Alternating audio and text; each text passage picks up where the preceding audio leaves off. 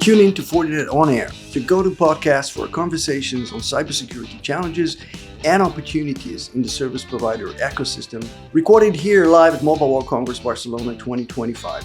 From AI and regulations to threat intelligence, business strategy, value-added services, we bring expert insight to help service providers' ecosystem stay secure, resilient, and ahead of the curve. Watch or listen to Fortinet On Air on YouTube, all podcast platforms, and Fortinet. I'm joined by Ganesh Devarajan. Hi, Ganesh. Hi. Great having you here with us. Thank you for having me here. So, Ganesh is, and I'll write it for my cue card because it's a long title, Senior Managing Director, Global Communication, Media and Technology Security Lead at Accenture. I got it right? Correct. Good, great. So again, it's great to have you on the show. Thank you for joining us. Accenture has been collaborating with the World Economic Forum for sometimes years, in several years or even more. You publish the Global Cybersecurity Outlook Insight Report every year. This year report, looking in 2025, you call for the adoption of a security-first mindset. You also coined the phrase, which I really like, you coined the complex nature of cybersecurity. Can you break it down for us and our audience and expand on some of the key drivers that are there to or contribute to this complexity? Sure. Thank you again. I want to sincerely thank you all for having me over here. And as I see this one in the broader scale, right? Like we as Accenture have been doing this research and we've been evaluating, and the one thing that we're noticing on a regular basis is that the number of attacks are just going up and up and up, right? And it only takes one weak link for an organization to get compromised. It's a known fact for a long time.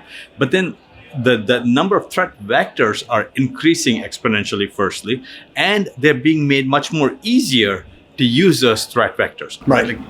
If I go back almost 20 years ago, right? 30 years ago, it was mostly hey, can you breach a firewall? Can you get in, right? It was a very simple thing. Yeah. Then it became oh, can I reverse engineer an application or an operating system and find a vulnerability and get in that way? Now, it's everything is on a web app or a mobile app or a different kind of thing. So it's much more easier to get access to the things, right? You can have a small vulnerability in an app and you're in. And then to make it even more exponentially easier, we have the evolution of Gen AI, right? Yeah. Just like the way any good is out there, the good technologies are also used by the bad guys to make it easier. So when you look at the worm GPT and other stuff that's out there, you can go create a malware sample, take an existing malware that's detected by all the antivirus and the different security tools out there, create a new spin using these Gen AI capabilities, and then put a new wrapper or a new encoder on it, and then it just bypasses everything very easily, right? Correct. So this whole threat, that's why the threat landscape's increasing exponentially faster. So and also if you go back in the day, we used to have this chart which showed here's all the security companies, which was I think it was an eye chart back then, right? It was had over 2,000 companies over there in that one. Now, if you look at the same thing, there's probably 20,000 companies in that same thing, and it's gone even more higher.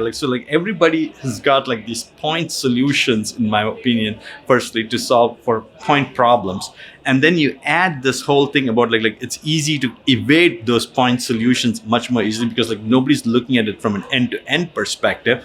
So when you combine those two things, it makes an attacker's life much more easier to penetrate into any organization, right? And then once you are in, it's easy to kind of go laterally or go vertically, and then you're able to kind of do whatever the damage that you need to do or get whatever the data that you need to do. So that's why we see this whole the evolution or the increase in the threat landscape and how it's emerging more and more kind of thing.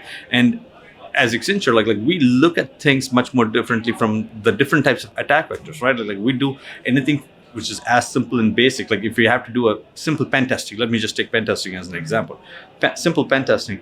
we can do a simple thing on a web application and do those kind of things, or go much more broadly to do an adversary simulation, or even go further up, like because the emerging technologies are like satellites, right? Like we're Correct. using satellites to, so Accenture is launching satellites now to go test those satellites out there. Wow. Right? Like it's like that's how the landscape is going broader and broader and broader. So for us to kind of stay relevant as a defender in this world, we need to do a few things, in my opinion, right? Like expand our scope from overall, from like, how do we look at it from an end-to-end perspective? And then secondly, like how can we look at this from an end-to-end, from a threat landscape perspective, and then also from a product standpoint too. Like it's not so that we're not looking at like, here's a point solution here and point solution there. Like combine them all together to see how that looks too. Exactly. So just to summarize, the complexity is really driven, but as you mentioned, the attack surface is growing. It's now huge, because everything is everywhere now. The data, the access, everything is everywhere. And you throw into that Gen AI and the investment that we have in AI, and you see that that's a multiplier. It's a complexity multiplier. And we haven't even discussed, the dependencies on the entire ecosystem, right? So this all depends on vendors and software and third parties, and that adds to that complexity. So the next question would be then, with all that complexity, and I think you started touching upon that point, is how do you deal with it? And I want you to, if you may, to specifically look at the service provider point of view, not just because we're at Mobile World Congress, but because I think they are in a very unique and challenging position, because they provide critical services to businesses, to governments, to societies as a whole. They are by themselves a growing target for attacks and a growing sophistication in attacks. Plus, they're a key element in helping enterprises and businesses protect themselves. Yeah. So how can service providers deal with this complexity and the challenges that you mentioned in a way that is more efficient and ready for the future? That's a great question, and given especially we're in Mobile World Congress, exactly. Right? Like think about this one even more differently. In most countries, right? Like what is the oldest company probably that's out there? It's probably your telecommunication company, right? Correct. Correct. And that means they also have your data from God knows when, right? They are the treasure trove of data when it comes to it. And just like the way like power and water used to be like what you call critical services things, telecommunications is that thing. Like without internet, surviving in this world is going to be very, very difficult, right? So given that, like and where do the attackers go? Like we saw what happened just before our U.S. elections, right? Like the Salt Typhoon attack happened. Yeah. And why did they target all of these carriers specifically? Because they wanted to know what the policymakers and the government officials, and they're all discussing over there, and they were sitting in those the lawful interception platforms, right? Like where if the FBI or somebody issues a warrant, how do you go get the call recording and stuff? They were sitting in those platforms and listening to, which is amazing, which is frightening. Frightening, right? And so that's what's happening over here. And then we look at that one, and I know we talk about the US from the Salt Typhoon thing, but it's been happening in other countries too. This is where the attackers are sitting, and they're trying to listen to this one. And what most, like, if you remember, like a few years ago, right? Like we always talk about like IT security. We forget about the OT security, right? Right. Like, and then OT security got the attention now, and then now everybody's looking at the OT security quite diligently right now. The same kind of thing needs to happen on the telecom side too. We still look at it like as an IT SOC, right? Like we look at it from like in all the telecommunications companies, like we're looking at it from an IT SOC essentially. What are we doing on the telco side, on the telco networks? Who's monitoring the RAN protocols and all of the SS7s and the diameters and all of those kind of protocols? Like that's not being fully done at a scale and at the level that it needs to be done.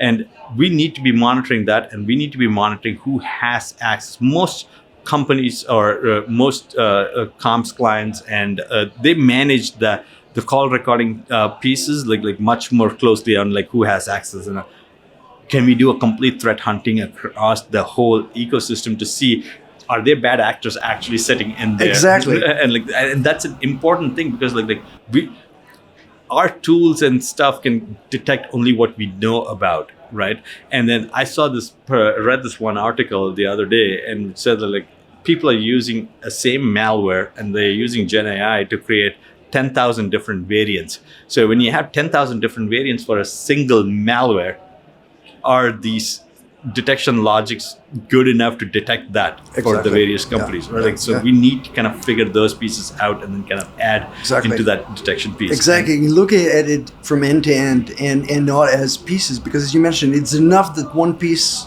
is neglected and that you're in, right? And we have done these kind of adversary simulation works for large telcos, where we figured out ways to get into the RAN side of the house, like the radio access network side of the house. And we figured out like, okay, this is what the softwares are running on, like the various different, the what you call the cell tower entities. And like, how can we compromise that? And like, how can we erase it? Like essentially you can prioritize somebody's calls, or you can completely drop somebody's calls, or we were able to even wipe out the cell tower completely. And like nobody can have cell service in that location essentially. So like all of that was possible, right? Like and this kind of a security mindset needs to be there on all the carriers, like to see who has access, how are they accessing it, what are they using the data for, right? Like all of that stuff needs to happen, and we should look at it even at the smallest minutia of things that which could be a potential vector that the bad guys can use. Great stuff. So one last question. Trying to look into the crystal ball. Very briefly. I would like to borrow that from you. I was hoping you have one. How do you see the nature of cybersecurity evolve, and what's the role of service providers? What their strategy should be? What their tactics should be to actually being able to deal with it in that very important role that they have in societies? So the one thing that I would say, the inequity is kind of going bigger and bigger, in my opinion, right? So if you're an enterprise client, you can go afford all the bells and whistles of like the bigger products and the bigger product suites and everything. You can buy that and then you can install it, and then you have the teams that can come in and do all of the implementation for you and then run it. But if you're a smaller company, you don't have the same luxury. Like if you're an SMB, for example, their primary focus is to have the lights on and then be able to cater to their customers, right? And so when you look at it from that angle, you're not giving the inequity is kind of getting bigger and bigger, right? So, and especially with the advent of like all the new technologies and the new threat multipliers that we just talked about, right? Like it's going to get bigger and bigger and bigger. So there's going to be a point of time, in my opinion, where like all the SMBs and the smaller companies are going to struggle to keep up with security. So, and I think that's like for us to seriously consider, because what do the big companies do when they see a successful small company? The first thing that they do, they go acquire them. Right. And so now when you acquire these small companies, you're bringing that threat landscape into your overall organization right now. So, and we need to be very careful about how we're doing these things, and then and we need to make security much more accessible and easy to decipher, right? So that like the SMBs are able to handle it, right? And that's going to be a huge thing. I think in our study, if you saw that one, like one of the things that we mentioned was that let's put real dollar value to it, right? Like the cost of breach that we had for last year, 2024, was over $5 billion. Amazing. That's a lot of money, right? Like we always talk about like, here's the average cost of a breach, which is like 4 point something million dollars. But then when you sum it all up, $5 billion, that's a lot of that's the known value. Yes, what exactly. is the unknown value? True. Is like completely undetermined, right? So when we create that one, like we want to make sure there is a solution that can be catered to them, firstly. And one of the things that I see the carriers doing a good job of is that they provide security services to all of these SME markets. So now imagine that like if we can create a simple decipherable security, not just saying that like, hey, here's my managed SOC and here's my managed network, like simple end-to-end security that takes into account like the identity, like all the digital identity and access management, the all the cloud infrastructures and everything, all the data and AI infrastructure, and then all of the regular SOC and the NOC stuff. Like if we can combine that and provide, here's an end-to-end security view for your organization. It doesn't matter if you're a 10 people company or a 100 people company or a complete enterprise, right? Like so it does not, like providing that kind of a simplistic view of security and managing that one. The telcos can do a wonderful job of that one, and then kind of building that one into their catalog of offerings with the right tools and the assets and everything. I think that'll help reduce that inequity.